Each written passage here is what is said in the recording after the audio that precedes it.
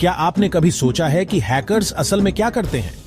Hollywood की फिल्मों को भूल जाइए, असली दुनिया तो और भी क्रेजी है। क्या होगा अगर मैं आपसे कहूं कि मुझे दुनिया की सबसे बड़ी कंपनियों में से एक को हैक करने के लिए 6 अंकों में पैसे मिले? आज मैं एथिकल हैकिंग और बग बाउंटी प्रोग्राम्स की अविश्वसनीय दुनिया से पर्दा उठाने जा रहा हूं और मैं आपको दिखाऊंगा कि कैसे एक टीनेजर ने कुछ नामुमकिन करके गूगल से एक बहुत बड़ा इनाम हासिल किया। तो बग बाउंटी प्रोग्राम क्या है? यह बहुत आसान है। गूगल, फेसबुक और माइक्रोसॉफ्ट जैसी कंपनियां हैकर्स को अपने सिस्टम में सुरक्षा खामियों को खोजने के लिए पैसे देती हैं। किसी दुर्भावनापूर्ण हैकर द्वारा किसी कमी का फायदा उठाने का इंतजार करने के बजाय वे व्हाइट हैट हैकर्स यानी अच्छे लोगों की ओर रुख करते हैं ताकि वे उन्हें पहले ढूंढकर ठीक कर सकें। इसे एक खजाने की खोज की तरह समझें। खजाना है वह कमी और नक्शा है कंपनी की वेबसाइट या ऐप। जब आपको कोई बग मिलता है तो आप उसकी रिपोर्ट करते हैं और वे आपको आपकी खोज के लिए भुगतान करते हैं। बग जितना ज्यादा गंभीर होगा, इनाम उतना ही बड़ा होगा। यह सिर्फ एक साइड हसल नहीं है, कुछ लोगों के लिए यह एक फुल टाइम करियर है। इसमें दोनों का फायदा है। कंपनियां ज्यादा सुरक्षित हो जाती हैं और एथिकल हैकर्स को उनके कौशल के लिए पैसे मिलते हैं। यह हमें हमारी कहानी पर लाता है। कुछ साल पहले अर्जेंटीना का सैंटियागो लोपेज नाम का 17 साल का एक हैकर दुनिया का पहला बग बाउंटी मिलियनेयर बना। वह किसी बड़ी यूनिवर्सिटी का कंप्यूटर साइंस जीनियस नहीं था। उसने खुद से सीखा था, जिसकी शुरुआत हैकर्स फिल्म के प्रति आकर्षण से हुई थी। और उसने अपने कौशल का इस्तेमाल अराजकता फैलाने के लिए नहीं, बल्कि कंपनियों की सुरक्षा के लिए किया।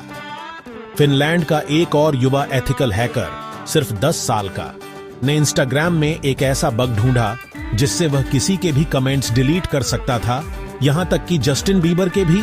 उसकी इस खोज के लिए फेसबुक ने उसे 10,000 की बाउंटी दी। ये कहानियां साबित करती हैं कि कोई भी, चाहे उसकी उम्र या बैकग्राउंड कुछ भी हो, साइबर सुरक्षा में एक बड़ा प्रभाव डाल सकता है।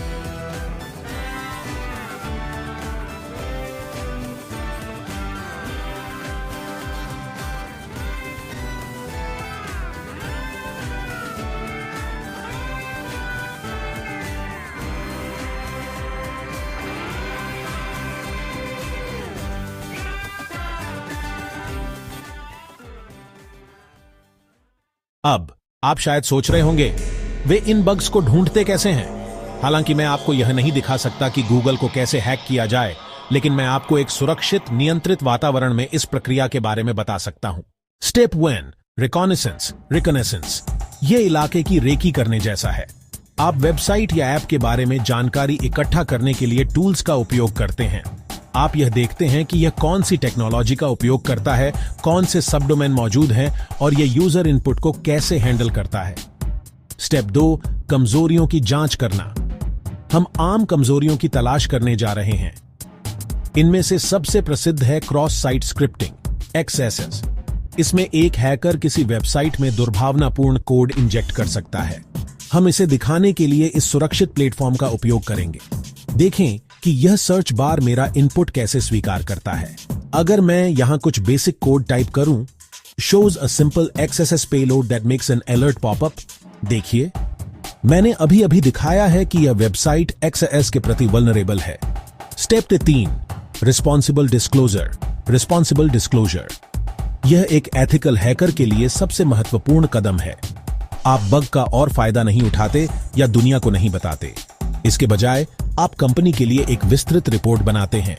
आप उस कमी को समझाते हैं, एक प्रूफ ऑफ कॉन्सेप्ट दिखाते हैं और एक समाधान सुझाते हैं। यही चीज एक व्हाइट हैट को ब्लैक हैट से अलग करती है।